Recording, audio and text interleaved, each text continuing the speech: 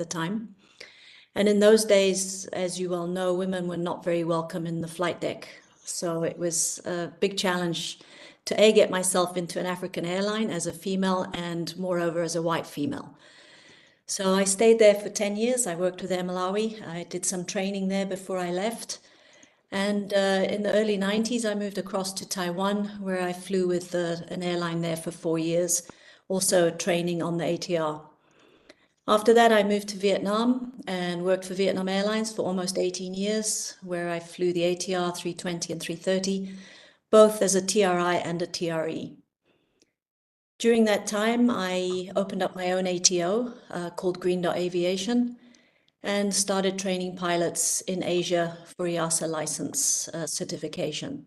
It was a huge experience for me. I thoroughly enjoyed it, gained a lot in training, and a lot of personal satisfaction on being able to produce qualified and competent pilots afterwards. Then moved across to Europe in 2018, pre-corona, and started flying in Germany, before I stopped flying in 2021 and opened up a new ATO here in Croatia under the Croatian Civil Aviation Authority here in Zagreb. It's my honor to be here with Croatia training pilots, and that pretty much sums up my experience in the training field. Thank you very much, Veronica, for your presentation and for bringing your expertise with your impressive background. I will now hand over to Marnie. So the same question for you. Please introduce yourself. Well, thank you very much. And once again, it is also an honor to be here. So thank you for inviting me. My flying career started in the early 90s, actually, when I was at university. I was part of the University Air Squadron and started very much while I was doing a degree in psychology. I then moved on and became an ab initio cadet. So I went through the effectively sort of the fast track route, if you like. And my first job was actually on the 737-4 and 500 with a legacy carrier. And then September the 11th hit, which was a difficult time in the industry, but it taught me a lot, actually. And at that time, my airline that I was working for offered me a sabbatical, and I ended up working for a small charter company on the 737NG, flying to all the Greek islands, which was a fantastic experience. But that's really where my training journey started as well. Because of my background, I'd also done a master's in psychology. I didn't quite appreciate the significance of it at the time. It was just something that I happened to enjoy and was able to do. So I didn't realize how much it was going to affect my career and the direction I've taken. So I ended up doing a master's in psychology, and the airline picked up that I'd done that and asked me to go into training and also looking at implementing their NOTEX, which was the very early stages of effectively competency-based training and assessment. Then I flew for them for 4 years on the Boeing, and then decided to join another short haul operation, a low fares operation, and flew on the A320. So I was very lucky. I then got promoted very quickly to captain. I continued doing training duties outside work, actually. I'm very much an advocate of having a career portfolio and not putting all your eggs in one basket. I think maybe that's the lesson I learned from my early career days. And I then went on to work in the becoming an MCCI and doing APS MCC work, which very much prepares pilots for going into the airline industry who've been single pilot operators. And then I also did, I'm also a TRI on the A320. I recently, only a year ago, joined Boeing again, and now I'm actually developing scenario-based training very much in the Area 100 KSA field in order to prepare pilots for the industry. So looking at multi-crew environment, but making it appropriate for single pilot operators. So really my training journey was started quite a long time ago, but it's followed me through, and it's been a wonderful experience, and I enjoy mentoring and helping pilots come into the career. It's not always an easy task to do, and so we've definitely seen some struggles, but rest assured it's all part of the journey. Thank you. Thank you very much, Marnie, for your presentation. And now over to Paolo. Hello, everybody, and thank you for inviting me, Matteo. I started flying back in 1988, I think, yeah. And I started my career as a young student pilot. Then in 1994, I had quite a hiccup because I had a little accident, which kept me away from the aviation industry for a few years because I became paraplegic. Then in 2002, 2001, yeah, 2002, beginning 2002, I went to the United States where I did all my licenses with the FAA. So I started as a private pilot, commercial pilot, and then as a flight instructor. And from then, my career has always been into training. Around 2008, I came back. 2008, I came back to Europe, where I converted my licenses, becoming at that time the first commercial pilot on a wheelchair, and then the first flight instructor, and so on and so forth. I've always worked for small ATOs, and then here we started in Verona, developing the ATO from a small club to a bigger ATO, working close by with the expertise of pilots coming from the aviation industry, from the airlines, and trying to focus the initial training right on competencies, as we will talk about later. And now I'm working in Verona since 2013, and we continue working with people, which at the end of the day is for me the best thing, which is working with people. Thank you very much, Paolo, for this presentation. And well, as you might have understood, so we have some panelists with a great instructional experience, and for being some leaders to some extent, to breaking some barriers in aviation and in aviation training. So, John, do we have questions so far or comments? No, nothing yet. Nothing yet. So at this point, I would like to start introducing the topic of this panel, which is competencies. So today we are going to talk about competencies and development of competencies in initial training. And I have prepared a short presentation, which I would like to share, so that I will give an introduction on the activities that the agency is carrying out in this field and why these are relevant for aviation safety and for ensuring that we have a supply of competent pilots as needed by the industry. So let me share my screen.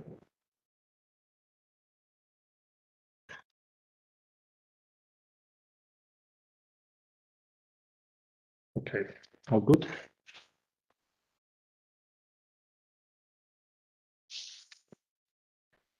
So what we are observing so far is that the pilot training industry is moving from task-based to competency-based training.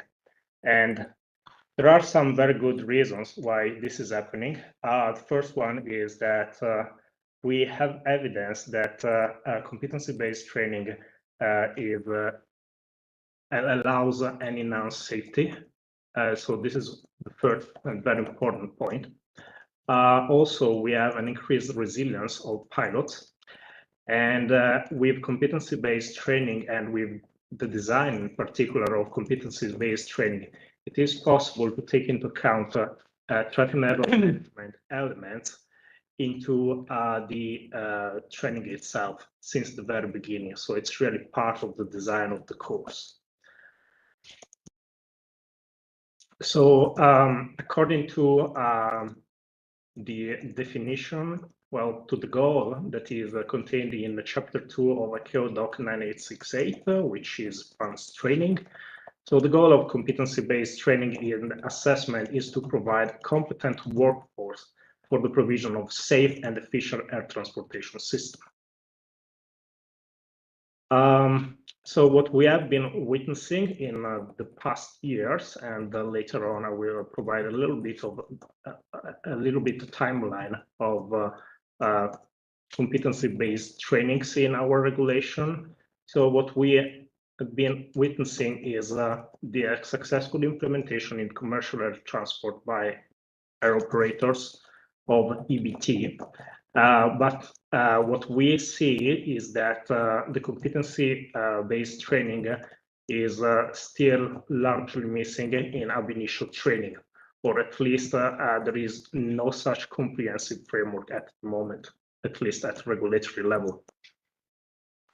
And as a consequence, there is one issue that is very relevant to the industry at the moment, which is how to match ab initio training and new pilots training, so the competence that these pilots have to the operators' needs. Whereas more and more the operators require competent pilots, which means pilots that have some specific competencies at specific levels. And on the other side, we have some student pilots that have been following training courses, but not always have the right competencies. So to address these points, and this will be the topic of discussion with the panelists today, I will give a short introduction of what is CBTA. So this is contained in ICAO Doc 9868 again. In the definitions, we have this sentence that says that training and assessment, CBTA is training and assessment characterized by performance orientation, emphasis on standards of performance and their measurement, and the development of training to the specified performance standards. So it's a very clear sentence, but it requires some explanation. There is also one further question that, at least to me, comes automatically. That is, what is a competency? And again, this is answered in this document, where competency is defined as a dimension of human performance that is used to reliably predict successful performance on the job. And a competency is manifested through observed through behaviors that mobilize the relevant knowledge, skills, and attitude to carry out activities or tasks under specified conditions. So what does this mean? Well, we have two very important elements, so the training and the assessment. So the training can be summarized in very short as the transmission of the knowledge, skills, and attitude from an instructor to a student.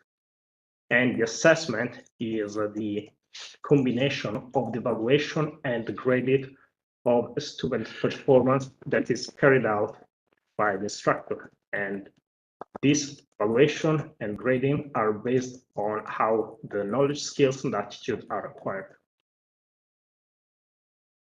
This is about competencies, so human performance. And for human performance, we have the evaluation of these competencies through performance standards and performance measurement. So the performance standards are related to the evaluation, which is the acquisition through objective and subjective evidence of how these standards are acquired and are met. And the performance measurement is nothing but the grading of these competencies and through the evaluation of, through the use of the observable behaviors in training. A little bit of background of competency-based training courses. Now, these are not all CBTA courses, but they have some elements of competency-based training. We start off in 2011 with the introduction of the aircrew regulation. So it's a regulation, it's the very first version of regulation 1178/2011, which is the ATO regulation, and then we have the MPL training course. So the MPL training course is a training course that brings new pilots, cadet pilots, from zero to being able to operate in a multi-pilot environment in the commercial air transport. And this is a training course that is, since the beginning, since its inception, it's a CBTA training course, full CBTA training course. Later on, in order to address some needs that were evident coming from the training industry, the APS MCC training course was introduced. This was in December 2017, and this training course is an enhancement of the traditional MCC training course, which focuses on airline standards with the implementation of elements of competency-based training. A few months later, February 2018, we have the introduction of Aero 100 KSA, and this new amendment of the regulation allows the implementation of a competency-based training for the theoretical knowledge instruction part, which is now mandatory for pilot training courses, both modular and integrated courses. Later on, in 2020, in order to address some needs that are coming from the general aviation industry, and we have the introduction of the basic instrument rating. And the basic instrument rating is a training course that is conceived for general aviation pilots holding a PPL, which do not want to get a full instrument rating, but they are able to operate in this way under IFR rules with some limitation. And this training course highlights some competency-based training elements, even though it's not a full CBTA course. And then always in 2020, we have the amending regulation to regulation EU 965/2012, which is the air operations regulation, with the introduction of EBT, evidence-based training, for the recurrent training of commercial pilots. So the question is, what's next now? And that is what the agency is working on. So we have one big and strategic working rulemaking task, that is rulemaking task 194 on the modernization and simplification of the European pilot licensing and training system and improvement of the supply of competent flight instructors. So in this rulemaking task, we have two work packages. The work package we are currently working on is the first one on the introduction of a CBTA for instructor training courses, which is leading to the amendment of subpart J of Annex 1 to the aircrew regulation, which is part FCL. So in the future, all the training courses for instructors will be CBTA based. Later on, with the next working package, we will be working on the introduction of CBTA for all licensing and ratings. This will not be mandatory, this second part, but it will give ATOs the possibility to introduce CBTA training courses, providing exhaustive guidelines on what is needed to create this model and successfully implement it. So we talked about pilot competencies. Some of you will be familiar with these competencies, especially if you are familiar with the air operations regulations for the EBT part. So we have 9 pilot competencies. So we have the ATO competencies, from application of procedures, communications, all the way down to workload management. Plus, we have one competency, which is characteristic of the EASA regulation, which is the application of knowledge. So the competencies are one thing. In the definition of a competency, we talked about observable behavior, so how these competencies are observed. So what are the observable behaviors? Then is the next question. Well, the observable behaviors are the performance criteria or the performance indicators that are associated to each competency. And here we have an example taken from MC1 RFC 231 Bravo. So RFC 231 is the evidence-based training course in the air operations regulations. And here we have an example of a list of observable behaviors that are associated to a competency. So what we also have in our regulation, in the ATO regulation under point FCL 920, is a set of instructor competencies. Now, in the new regulation, this will be grouped into 4 important competencies, which are the management of the learning environment, the instruction, the interaction, and the assessment.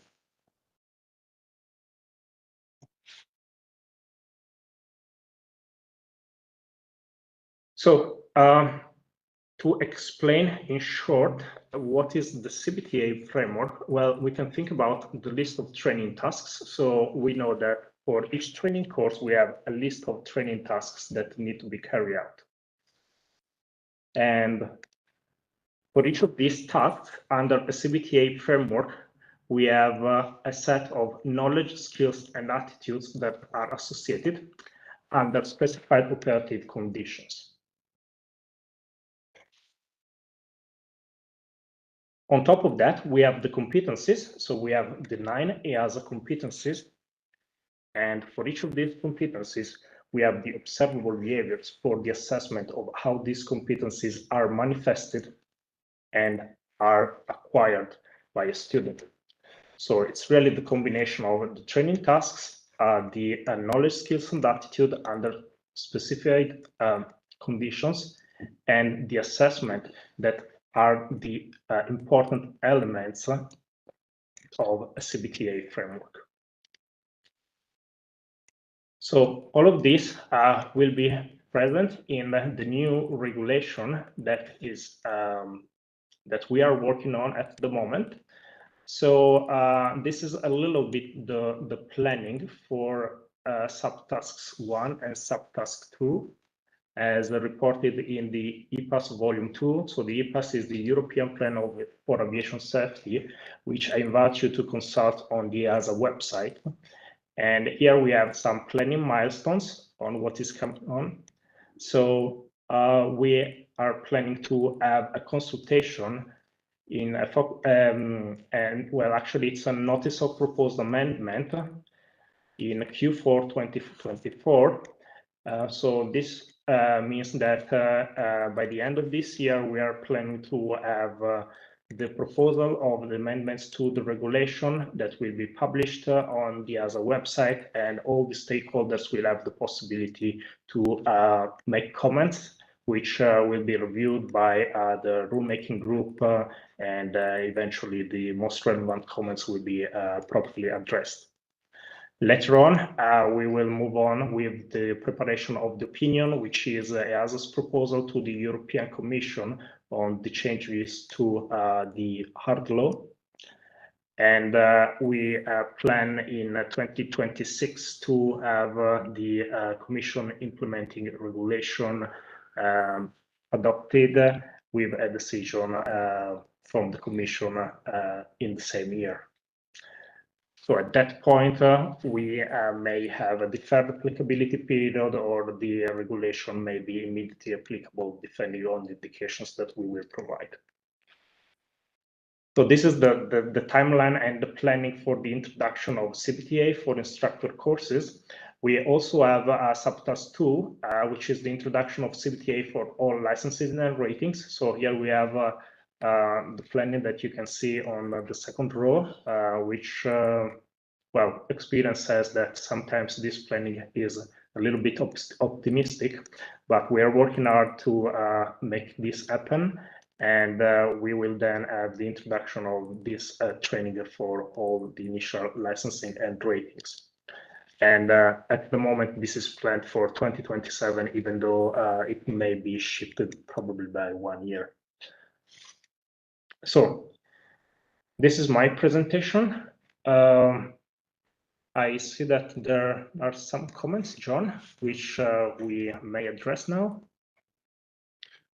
Yeah, so the first question we have is, some pilots complain about the instruction received in the ATOs, concretely highlighting the decrease in instructors' qualities and the orientation of training to a check-the-box philosophy instead of training things relevant to safety and operations.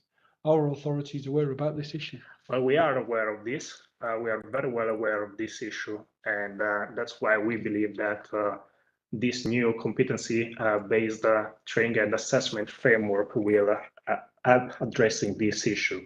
So one of the things that in many cases is, I have to say, not very well understood by the industry is that the introduction of CBTA is not does not mean softening the rules that we have today, but it means providing more flexibility for what we call adapted competency models. So you may have some a competency framework that better addresses the needs of individual students or of ATOs, but actually in order to implement this framework, a lot of work is required.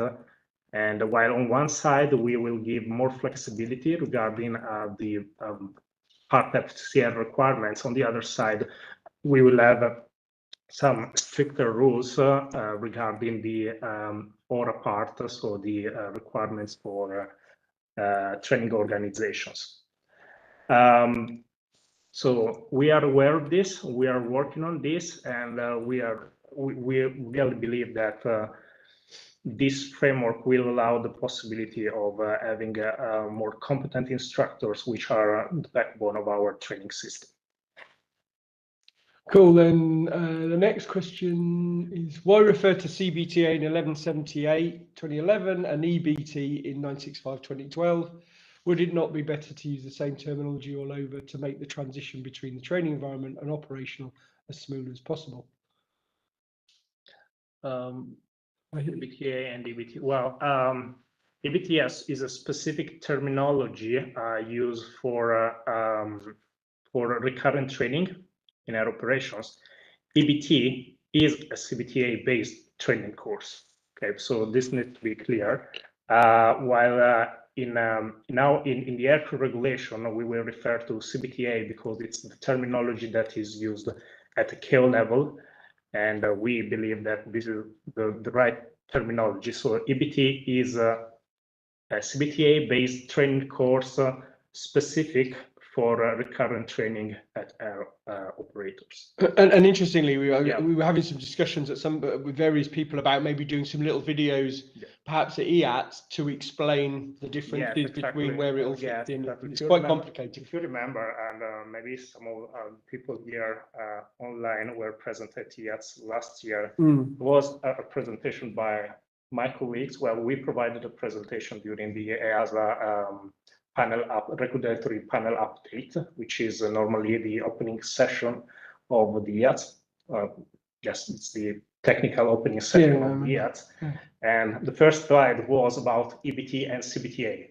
So this really tackled this point. So if you are interested, I think, well, this is a public presentation that can be found. While you're carrying on the discussion, I'll see if I can find that presentation and put it in the chat. EATS website. Okay, yeah, I'll find it and publish the link in a second in the chat. There are 2 slides where this is clearly addressed. And then the next one we've got at this stage is, can the introduction of CBTA in all licenses lead to the elimination of the minimum course hours? For example, in the IATPA, no. So at the moment, let's say we have to comply with the ICAO Annex 1 requirements, which means initially it will not be possible to eliminate the hours requirements. My colleague Christian Hooker who is our senior rulemaking expert for the aircrew regulation, is also the co-chairman of the ICAO panel on PTLT, and is heavily involved in the amendment of ICAO Annex 1. And we have to see what will happen at that level. So as long as we have our requirements in ICAO Annex 1, we cannot amend the regulation by shifting the hours that are in the implementing rules, so that are mandatory, to other parts of the regulations, for example, an AMC. Let's say that ideally a competency-based training and assessment framework does not have minimum hours. However, at least initially, it will not be possible to avoid the use of minimum hours because of these reasons, and to have the licenses that are mutually recognized by ICAO contracting states. Okay, I just found the PPT. Somebody said there's a YouTube of it as well, but I'll look for that in a minute. But I'll post. I've posted the things in the chat about where that PowerPoint is. So that's the start point. So that's all the questions we have now. Okay, thank you. So I believe, John, that we are sharp on time and we are able to move on to the next part of our discussion, which is the panel discussion with our three experts online about the matching of ab initio training to the operator's needs. So as you might have understood, for this year, we decided to involve three panelists that have very broad experience in competency training at different levels. So in an airline environment, so type rating instruction and examinations at MCC, APS MCC level, and working also on Aero 100 KSA, which is an important element of training courses to build pilot competencies, and in all the ab initio training. So, Veronica, one of the issues that are frequently reported by airlines is the difficulty in finding competent pilots. So what is your take on this point, and what do you believe could be done to address this issue? Thank you, Matteo. It's a very valid concern from airlines, and I'd like to highlight here the difference between qualified and competent. A qualified pilot is basically what the training schools produce because it's a licensing requirement for them to be able to fly. So when we talk about qualified pilots, it's really a default of licensing and assessment to reach a minimum standard, pretty much like you just discussed with the hours. Minimum hours have been attained, a license has been issued. But this qualified pilot doesn't suit airline needs because airlines need competent pilots. Of course, skill and handling are vitally important, and that's essentially what licensing does. But the softer skills that airlines need to have an efficient, competent pilot, we're not talking about safety. Safety is guaranteed in all of this. So that's not something that I want to specifically highlight because it's not a concern. The licensing ensures safety. But what it doesn't ensure is the competence to become an efficient pilot. An airline needs a pilot that can make decisions. It's a safety critical environment, and those decisions have to be made on the spot. They have to be safe, they have to be efficient, they have to take care of passengers, of operations, on-time departures. And this is where there's a delta between the training school and the airline needs. So what could be done about it? I think bringing in competencies is an excellent way to start, and starting to train these soft skills, because a lot of these soft skills are primarily gained through experience. I know when I started flying, the aircraft that I flew initially was a Hawker Siddeley 748, didn't even have a simulator. So all our training was done on the aircraft. Of course, that has to be skill-based because safety is a major concern. But moving on, aviation, the landscape of aviation has changed. We now have vastly better aircraft, more technologically advanced, and yet we're still training the same old thing that we started training 40 years ago when I started flying. It's important that we change our perception of what we train and bring in that quality of instructor to manage those soft skills that we gain through experience. The communications, situational awareness, problem-solving, decision-making, leadership and teamwork. All of these are vital in making a pilot competent over and above qualified. Thank you very much, Veronica, for these insights and examples, which I completely agree with.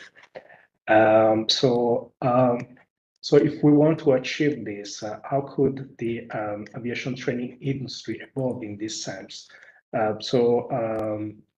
Paolo, could you provide some examples regarding the initial licensing, especially for the PPL and IR part? We started thinking that moving from skill-based to competency-based was not something that could happen only at when students start the APS MCC, the MCC APS, but it's something that must start from the beginning. So we started teaching and assessing competences from PPL level.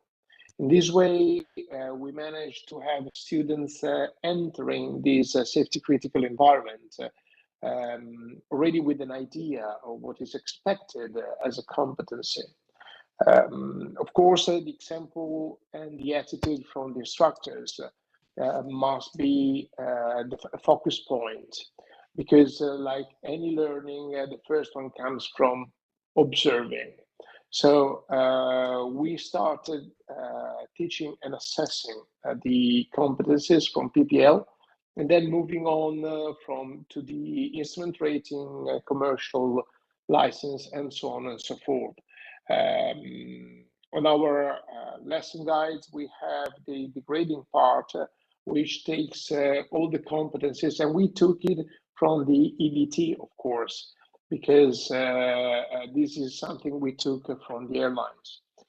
And we started to put into initial training, because that's, in our opinion, the way we can provide new pilots to the industry. The pilot cannot become a professional pilot only from the APS MCC and on.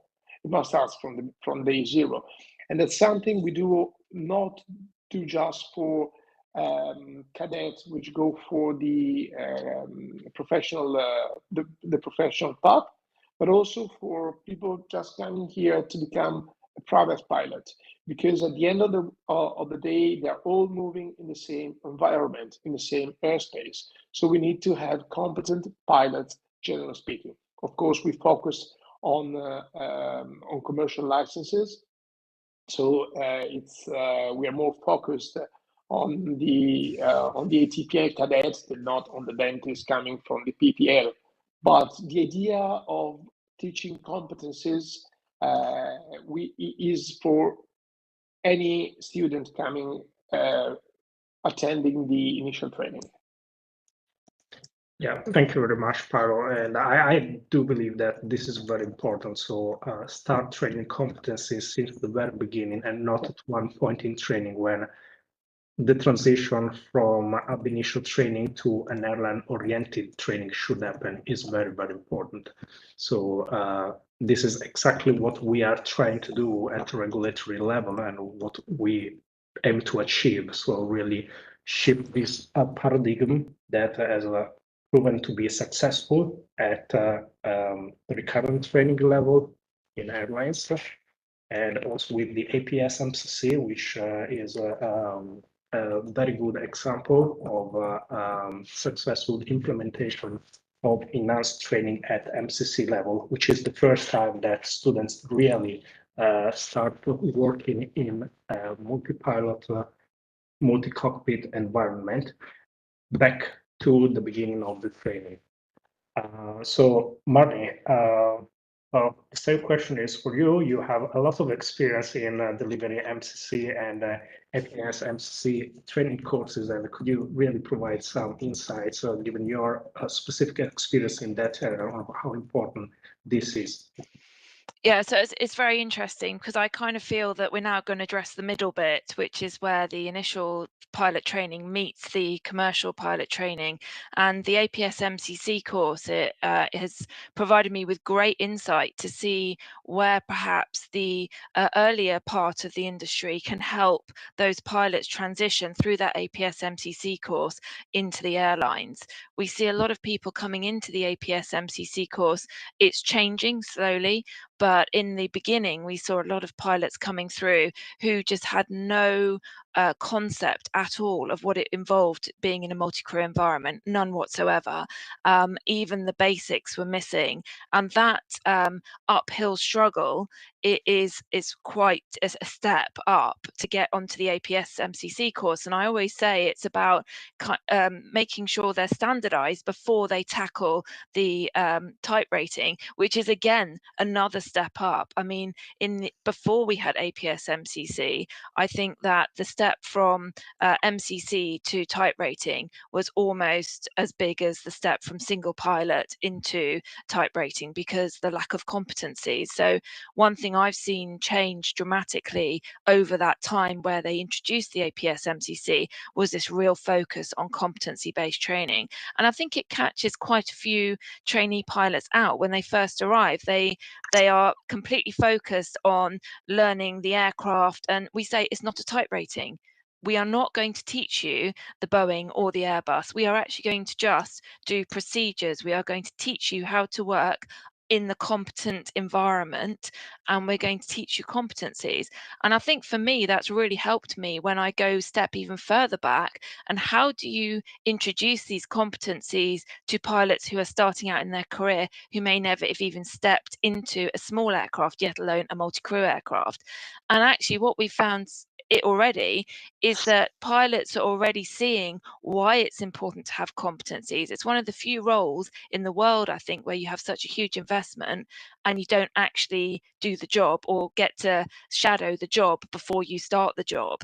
And I think unless pilots see what's actually involved from day one, then it sets them up quite nicely for the rest of their career. They can then see, hang on a minute, when we do decision making, my decision I may not like the decision that's being made by the rest of the team, but actually it's how you cooperate, come together and come up with the safest solution.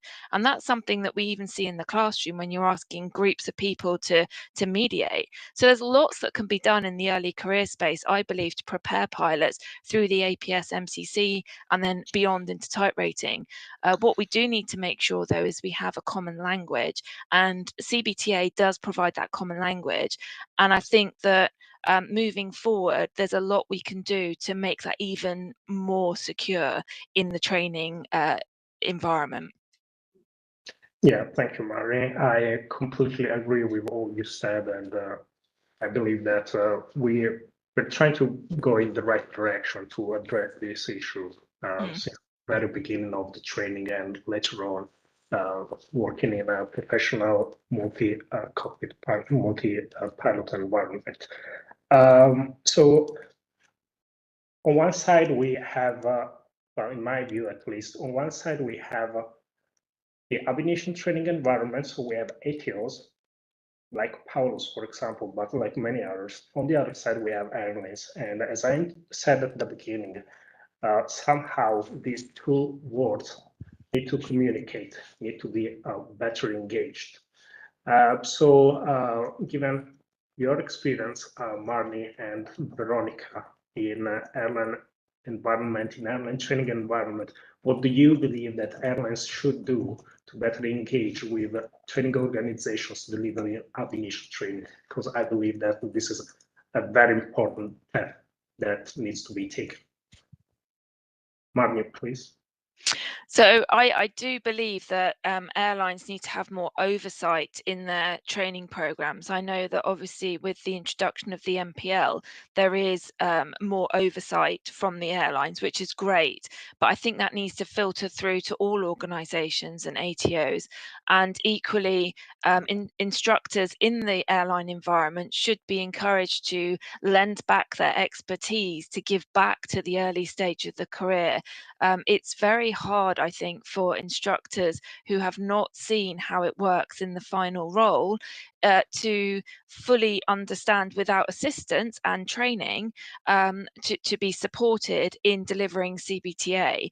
I think that we've got some fantastic instructors, but in the current climate where the industry is booming, we also are losing a lot of instructors to the airline industry, which is fine, but equally maybe those that are in the airline industry and the airlines themselves can start investing back in the ATOs so that we can balance that experience level and effectively produce pilots who we can't streamline the training system at the moment, but we can make sure the quality is there and the support is there to make it more targeted for the airline industry, if that's what pilots want. I know that we've talked about PPL pilots who may not want to go into the airline industry, but equally we are finding that the competencies are helping aviation in general, so we should actually filter that throughout. And I think at the moment the expertise does tend to lie in the airlines, so the airlines need to have a think about that and perhaps try and offer back some of the expertise into the ATOs. Thank you, Marnie. Veronica, what do you think about this, and do you share the same opinion as Marnie? Definitely, yeah. Marnie's touched on some very good points there. I'd like to expand on them a little bit more. We have a lot of experience in the airlines, sitting with diverse groups, with females perhaps on pregnancy leave, with instructors retiring, or other instructors perhaps on medical leave. These pilots and instructors have tremendous wealth of knowledge and experience that can be utilized to bring back into the ATOs to develop ab initio pilots, share experience, run workshops, develop the training programs. At the moment, as I know, one of the big differences between EBT and CBTA is the data drive. EBT is very data driven, CBTA is lacking the data. But we have the experience, so we can take the experience back into the ATOs in a number of ways to help drive that data, to build it up, and ensure that we are training pilots more individually. And that's a vital part of competency-based training, because pilots have different competencies, they have different learning rates, they have different abilities. So we have to recognize and use our experience as instructors to come back and say, well, these are your strong points. Great, keep doing what you're doing. That's excellent. Let's build up the slightly weaker ones. And we have a great pool of knowledge that needs to come back into the ab initio level. Yeah, I do believe this is fully correct, Veronica. I'd also like to say a couple of things about bringing back the expertise. So we know that the expertise is there.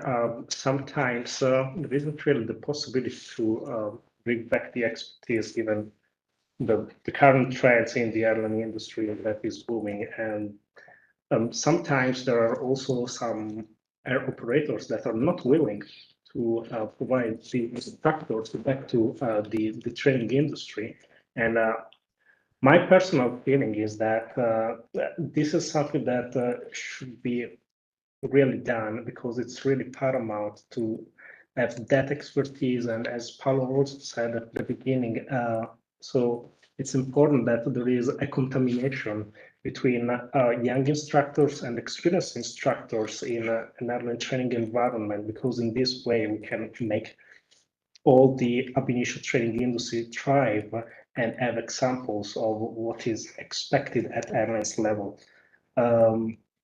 I also believe that one important point is that the education that is provided to young students, so the exposure to air operators, since the beginning, the exposure to the airline industry, if we want to become professional pilots, that's something that is paramount, because starting to understand since the very beginning how the system works in its entirety is something that, you know, when you work as an airline pilot, you just see the very top of the system, but you don't know, or you may not know very well what is behind that system, what is hidden there. And you have time when you're being educated, when you're doing your pilot training, and that's something that I do believe is very paramount. So at theoretical knowledge, instruction level, Error 100 KSA can be an example of this. Another point that you touched that is very important is the possibility to customize training. So this is something that, in my personal opinion, should be done by, well, mainly by adjusting the instructional technique of an instructor and adapting it to the people that you are training in a specific moment in time. But with this framework, with the CBTA framework, as Veronica mentioned, the data are really important. So in my presentation, I touched the point of evaluation, which is the gathering of sensations of objective and subjective data regarding the performance of a pilot, but also the grading. So we need to have some elements that are important and that can be related to performance standards and understanding whether a pilot is performing up to standard or below standard or above standard. And if this pilot or a multitude of pilots in some cases in a training organization are performing below standards, well, maybe that is something that a training organization should do to tackle this issue and to really bring them up to standard. And this is really the concept of a feedback loop in the training system that should be there. So we have knowledge that we have evidence in the agency, and given the data that we received from the industry, that the evidence-based training is successful in this sense. And we have to take this into consideration for the future of ab initio training, because this will become very, very important, working on data and how to classify the data, manage the data, and properly use the data to improve the training. Yeah. I will add to that, Matteo, that I think initially we do need to have a robust introduction of competencies in order to move forward on evaluation. So I think it's really important that we get those competencies introduced in a standardized way across the whole training system, so that we can then start the EBT element of it. I think that otherwise we could be in danger of perhaps running before we're walking. But I completely agree that it's so important that we get this common standardized language across the industry. It's really vital. Monica, sorry, Matteo, if I could just expand a little bit on that as well. Not only the common language, Mani, which is vitally important, also understanding that we don't need to see all competencies all the time. Yeah. That's a common misconception I see throughout training, is that everybody lists all 9 competencies and they expect the pilot to be displaying those throughout the entire profile of training when it's not required. And we've got to, there's a lot of misconceptions out there that we have to really clarify and get a good understanding of this whole process. And it starts with the instructor, exactly like I said. It starts with the instructor. Yeah, more education is required. And this is exactly the reason why, in a strategic way, we are working at the moment on the instructor part, amending the regulation, because it starts from instructors. So if we don't have competent instructors who know what is CBTA very well, then we cannot implement CBTA courses for licensing and ratings. So that's just not possible. So we need to have a very strong base upon which we can build. And this is the way we are moving. There is one thing that comes to my mind that, and I'd like now Paolo to intervene and ask this question to you, Paolo, so that you can express your thoughts on the advantages that student pilots would have in understanding what is needed by airlines or by a professional work in terms of competencies since the very beginning. So we touched this point, but maybe you can expand a little bit more on the competencies that are needed and the level of competencies, how we can build them progressively over the training. We started about 4 years ago, moving back with introducing competencies-based training ab initio. And we did it thanks to the contamination we were talking about, as we have professionals working in our team coming directly from the airlines. And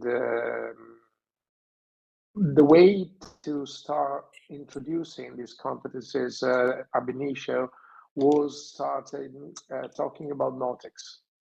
Because when students arrive to the ATO, they think that their path is going to be only technical.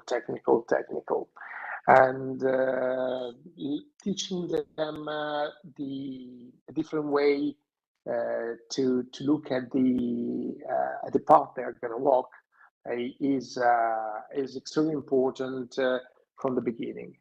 The most important thing at our level, in my opinion, are the instructor courses. I do take care of instructor courses now for about 15 years, and I saw the developing of the instructor courses. And we changed the way to teach instructor courses to have instructors able to understand the importance of CBTA for ab initio training. And that's the only way you can then hope to have students who don't arrive to the APS MCC without having ever heard about threat and error management or about a competency or about decision making. We start from the beginning with the project model, for example, for the decision making, or now we started with instrument rating with smart briefings. So it's not just technical part, but bringing threat and error management into any part of the flight training. And it's bringing these single bricks in the training that helps them to build a whole wall. But first you need to start from the bricks, and the first thing you need to work on, in my opinion, as you mentioned from the beginning, which I completely agree and I'm really happy of, is the regulation about the subpart J for the instructor training. You start with instructors, then you can have a good student. But if you don't start with instructor and you don't start with the attitude of the instructor and with the competencies of the instructor, then we are not going anywhere. And Marnie is going to find students coming there for the first time without having absolutely a minimum clue of what a competency is, or what a threat and error management is, or what about a frame to take a decision for the decision making. Mm-hmm. Absolutely, and that's what we've seen at APS MCC level. But I do think that was before we started introducing Area 100 KSA, and I really do think there is a lot of potential there. And EASA is one of the few regulators in the world that is actually pushing that at the moment, and I think that's really important. But equally, we can't forget the instructors involved in delivering Area 100 KSA. There just isn't I don't want to say the lack of expertise, because that's not true. We have very experienced and expert instructors in the ATOs. What I'm saying is that we need to offer support in these areas, and equally convince them that they are not adding to their high workload by introducing competencies. We're actually improving the quality of the training for these new pilots who have invested a lot in their careers, and we owe it to them and the industry to support that. So I completely agree, Paolo, that it's about getting the attitude towards competencies changed, and from there we have a good starting point. We have the willingness to learn and to introduce, but CBTA relies on the standardization of observing behaviors, so that you can take something that's quite subjective and you make it objective, so you can now compare and have a common language. It's so essential. It's to add to that as well, Mani and Paolo, it's important that the instructor is also, to use SMS terminology, is trained in the root cause analysis and can develop a corrective action plan. Because without having an instructor that's trained in correctly assessing where the problem lies, we're just shooting in the dark, and we're not touching the individualized aspects that pilot needs to develop himself to become an airline pilot and be a commercially efficient, competent pilot. Absolutely. The root cause analysis is absolutely key to this, along with facilitation. It's a word that I've been very lucky that happens to be a style that I prefer, and I like the engagement. I want to make sure that the students are on side and taking on board stuff, but actually facilitation is definitely an art in itself, and it's essential for CBTA if you want pilots to engage. And equally, the trainees today are not the same trainees that we had 25 years ago when I started, or 30 years ago when I started. They are different now, and we need to start looking at where they've come from, what backgrounds, what works for them. And that does not mean necessarily making concessions. That's not what I'm talking about. I'm talking about understanding your trainees and getting the best out of them, because everyone who's got potential can do this, but they do have to have skill and potential and the right attitude. Yeah. That's why I do believe that empathy, at the end of the day, is the key word for a flight instructor. For an instructor, generally speaking, empathy is the key word. If you don't understand the person in front of you, you can't facilitate him or her towards the CBTA. That becomes impossible. That becomes absolutely impossible. Totally right, Paolo. It's one of my favorite words, empathy and communication, the two most vital skills of any instructor. But the landscape has changed, the aircraft have changed, the environment we fly in have changed. And we've got a new generation of pilots coming in that probably none of us can identify with. So it's something that we also have to evolve and prepare ourselves to better train these people coming up. Yeah, thank you all for this very nice exchange that you had. So I think that we have already found the topic for next year's instructor competencies and standardization. Sounds like a good plan. It's chosen itself already. Excellent. I love it when that happens. So we have about 15 minutes left. So I see that we have a number of comments and questions in the chat, John, and maybe this is the good time to try to address those. Cool. So let's take the first one. I'll take them in the order that they've been not voted. So actually, we're talking about that topic. Instructor competency is key. An instructor concordance program needs to be in place before an ATO can introduce CBTA. I guess it's more of a comment than a question. Yeah, exactly. We all agree on this. And it's an interesting one. We see high demand for drone pilots. Is there anything for them and future eVTOL pilots ongoing? Oh, well, there is something that the agency is working on. That is the remote pilot license. This is something that my colleague, Kristen Cooker, is the person that is responsible for all our rulemaking activities in licensing and pilot training takes care of. So I don't know exactly the details, but these details, well, for what is public at the moment, can be found in rulemaking task 230 on the European Plan for Aviation Safety. And I do believe that it's possible that something has been published recently on our website. I know there's a TOR there. Have we gone further than the TOR?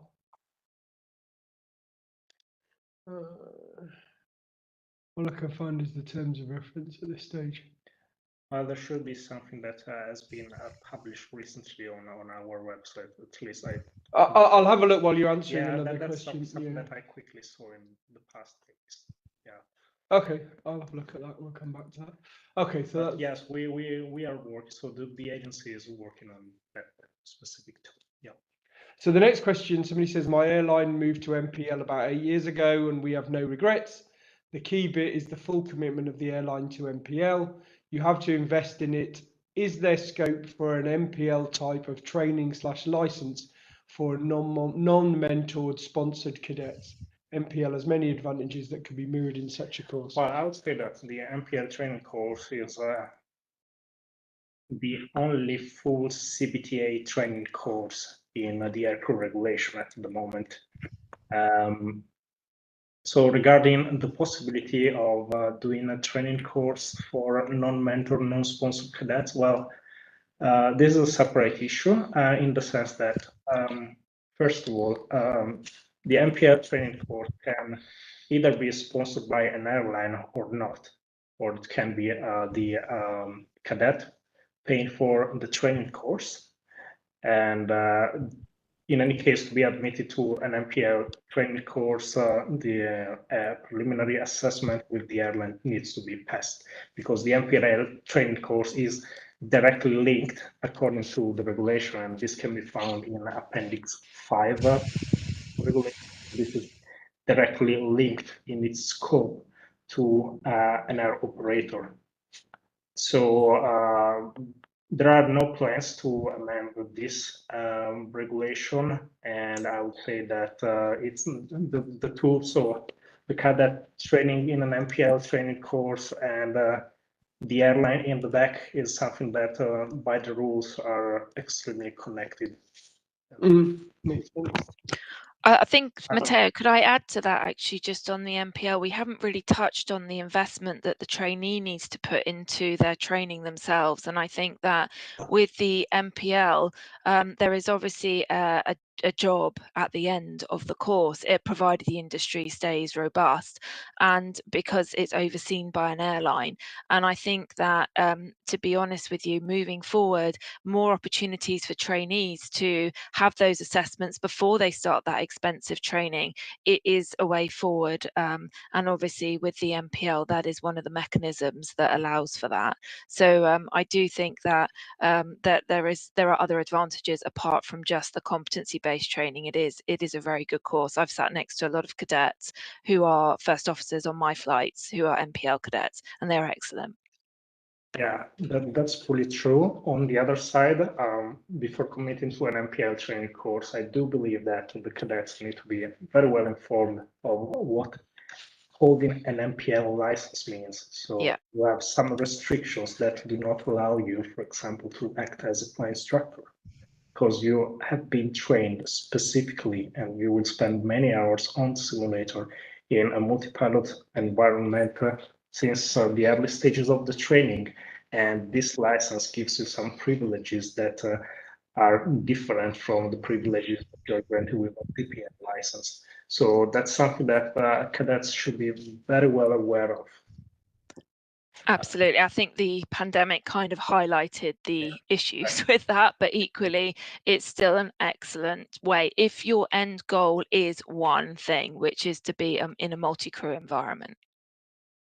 Makes sense. Cool. So the next one we've got, I'm C5, a large helicopter ATO. We mainly perform ad initio training to acquire CPLIR, frozen ATP on multi-engine helicopters, multi-pilot helicopters, all complex. It's good to adapt into structure training. Yeah, that's a statement. absolutely. Absolutely. That's very important. Although it's essential for training effectiveness to introduce CBTA to ab initio trainings, our students are too young and they will continue to shape their personality and behaviour through the first stages of their career. Evaluation in such an early stage may be inaccurate. Well, that's an interesting one to debate. So I will give it to my panelists. I wouldn't say evaluation would be inaccurate. I would rather say evaluation will evolve. because behavior changes. Behavior changes with environment. So I cannot state it would be inaccurate, but just be acceptant to change. I think to add to that, Veronica, I think the essence of CBTA and especially Area 100 KSA is to identify areas for development. So I think that that is a very good point that has been made by the person sending the question, that if they feel that the person in question is too young and needs developing, then obviously by assessing them early, we can develop them in the correct direction, especially if they're going to invest such a huge amount in becoming a commercial pilot. Exactly. Good foundational roots to develop the structure later, but it will change. It's not static. Yeah. So I found the link for the opinion RM2230. I was going to say though, but it's quite a lot of other things related to drones. So if you go to it and you think, hey, this talks about continuing awareness for drones and other things, the opinion covers lots of things, but within it is the scope for pilot training for VTOLs and that kind of thing. I'll post them in the two. I was just posting in the YouTube there, but it was too long, so I'll put that in a minute. So the next one we've got, do you envisage being able to conduct TRE assessments of competence on CBTA events, EBTA events, instead of being mandated on licensing events, e.g. LPC or LST? It can be challenging to find events to conduct them on in a fully implemented EBT system. So it's theory assessment of competence. Yeah. Do you envisage being able to conduct TRE assessments of competence on CBT or EBT events? Well, EBT events. Yeah. So EBTs. Yeah. Well, maybe so I guess it's a bank of what kind of events might you be able to do? I guess if you're a small organization, you don't have. Yeah, of course, this is not mandatory. Yeah. So it can be good, I would say, for the TRI assessment of competence to be based on CBTA. And well, I would say that since to become an examiner, you need to have the competencies of an instructor of a TRI. So I would say that this is something that should quite naturally come once the person is properly trained, is competent, knows about public competencies. So these assessments should also be based on CBTA principles, although it's currently not mandatory. I don't know if Veronica and Marnie, maybe given your experience in that area, if that's something that you want to add. Matteo, I would like to add that I'm a little bit confused by this question. Fully implemented EBT system would imply baseline EBT, which would imply that there's no there's no testing of skills, that the test is moved, and in a baseline EBT, we actually are focused on training. So I'm a little bit confused by this question, and possibly there's some confusion between CBTA and EBT in this question. Yeah, let's see if there's anything else the person can add, if you can add an update on that, and we'll maybe move to the next one, I think. Yeah. Yeah. So the next one, again, the pilot training, we train HPL, we train MPCC, CRM, KSA, hundreds of briefings, debriefings. What else do you expect from the ATO in the future? So it sounds like, yeah, challenge of the complexity of the system. Well, CBTA is not an easy system. This needs to be clear.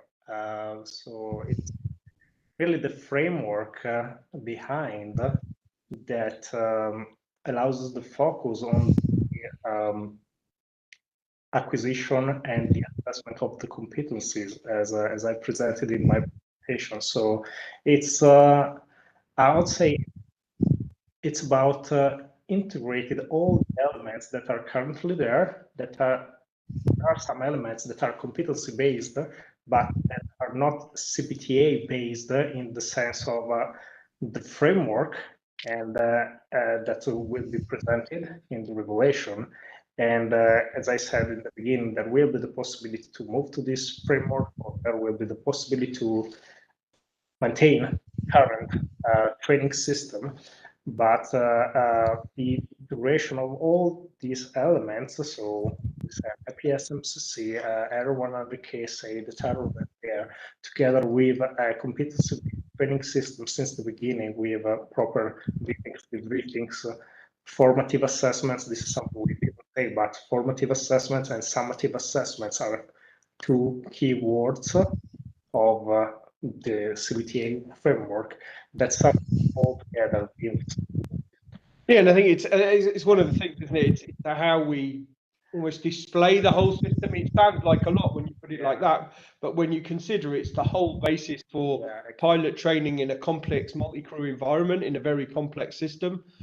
You know, it sounds a lot in itself, but actually we're trying to do something very complicated, and it's how we lay it out, I guess. Yeah.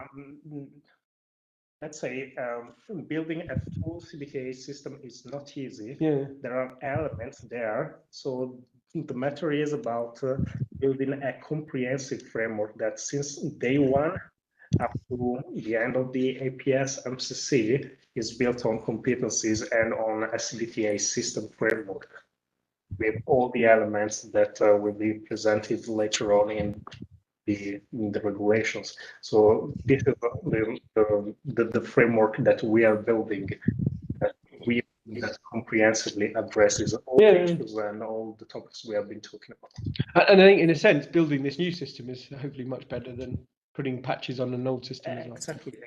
I think also to put the final objective there, what else do you expect from the ATO in the future? Is the expectation is to produce a competent pilot as opposed to just a qualified pilot. And I think that's the difference that we're looking for. Yes, exactly. That's a great way to put it. Touched in your integration work. Yes, right. We've got 5 minutes left, so let's see the last of the questions. It's more of a statement. Each one of this will be the NAA inspector training as well as instructor training. I think with anything, this is the NAA inspector side. Yes, it is very important, and we will also be, well, we are actually starting to work on the amendments to Part ARA and Part ORA as a strategic thing. We decided that since the very beginning of this rulemaking task, we shift these amendments from work package 2 to work package 1, we are working on at the moment, because we do believe that having in place instructor CPTA in the aircrew regulation requires since the very beginning to have very clear guidelines and very clear regulation for ATOs, but also for authorities to approve and do the oversight of CPTA training course. John, if I can add there, having a quick look at the participants, and forgive me if I've missed anyone, it's really heartwarming to see Croatia CAA and Slovenia CAA as part of the participant list. So the involvement from the NAAs is important, and it's really nice to see here today. Thank you. Yeah, indeed. That's a good comment. Thanks. So again, just a comment regarding MPL. It's critical in phase 2 and 3 that basic flying skills are being taught and not the type rating phase 4, even if the same aircraft type is being used for all phases. Instructor competency is key. I mean, exactly, it's come out through the discussion. So we'll move to the next one. Qualified versus competent pilots. Are the available trainings already addressing all the airline job requirements, soft and hard skills? If not, is there a short-term plan to fill this gap? Yeah, maybe I will give this question to one of the panelists if you want to say something. From my side, well, I'd say that job requirements are really related and to the operator in the end. So they will have different set of requirements. This is also the reason why assessments are different. So depending on which air operator you go to for an assessment, they will have different requirements and different standards. And actually, I'm wondering whether thinking of EATS, for example, having been in the heads of training meeting last year, is that kind of informal exchange and the discussion on these kinds of topics between heads of training, particularly, helps to identify where individual organisations can fill gaps that they identify based on best practices of others. I think that's definitely one thing I was very aware of happening in the room and some of those panels, for example. Certainly, at the table I was at. I mean, when airlines decide what, and maybe Marnie and Veronica will have something to add, given their experience in the area. But when airlines set the job requirements, they do that based on compliance with regulations, and especially for initial type rating with point FCL 740 alpha, which sets out the basic, let's say, the regulatory requirements for an initial type rating. But on top of this, there may be some other requirements, and we have evidence, and we are aware that in most cases, even though the assessment is not competency-based in the sense of a CBTA-based assessment, but it's more a task-based assessment. So it's regarding the evaluation of the tasks. We know that the airlines look at the competencies, and in many cases they have the grade, the competencies of the pilot shown through the execution of the training tasks that the candidates are expected to demonstrate. So it's something that it's very good. It's a good question in the sense that the candidate should be aware of what is waiting for them, and should be aware of the fact that the competencies will be evaluated in the end, even though the assessments may be based on task requirements, on maybe task. Maybe Marnie and Veronica, there's something that you want to add to this? Okay, go ahead, Marnie. Well, no, I was going to say, so one of the question, I read the question to basically say, are we currently addressing what the airlines need? It's kind of gone straight back to where we are in terms of for assessment. And I think when a pilot goes for assessment for an airline job, the airline can see on paper that they have met the basic regulatory requirements, which is the qualified element. However, airlines now, especially as they can afford to pick and choose, even in this day where pilots are still very much in demand, they can still afford to choose who they want to fit their company culture, their operation, and airlines are looking more for the competencies now. They really will. They may give you a team building task, but they'll be looking at how you interact with other people around you. They will give you competency based questions in your interview. This is all geared towards a particular thing, which is they know you've got the qualifications. They want to see what else you can offer the airline. Can you stand up as a leader in front of 180 angry passengers and ensure the situation is well managed? That is what they're looking for, and for the potential for you to have that as you progress through your career. These are the sorts of things that each airline will have their own specific requirements of what they want that will fit their airline, but be under no illusion that it's really important that people prepare for those competency element of the interview and assessment. Yeah, correct, Marnie. And all I'd like to add there is it's impossible for regulators to cover every single gap.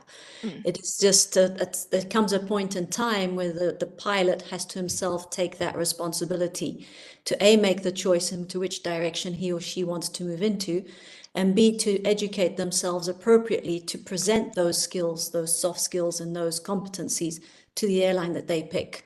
So any short-term regulation in sight? I don't think so personally. Now we go back to the importance of contamination in the ATOs with professionals coming from the airlines, because in this way, from the ATO, we can start preparing them for an assessment for what is really needed and required by the airlines. And that makes the biggest difference at the end, having a qualified pilot or a competent pilot, and the competency possibly shaped with the needs of possibly big groups, so you know where the industry is going. Thank you all. Fantastic. Thanks. Well, we've reached the end of our time slot. Huge thanks to all our panelists. Huge thanks to Matteo for all his efforts putting this panel together with everybody. And huge thanks also to the audience for being part of the discussion, for all the questions. It was really interesting. And yeah, we'll post everything afterwards and email everybody once everything's online. So thanks very much. Join us for continuing airworthiness at 2 o'clock if you're interested. And thanks very much, and enjoy the rest of Safety Week. Thanks very much. Bye-bye. Thank you. Thank you. Bye. Thank Bye. you. Bye. Bye.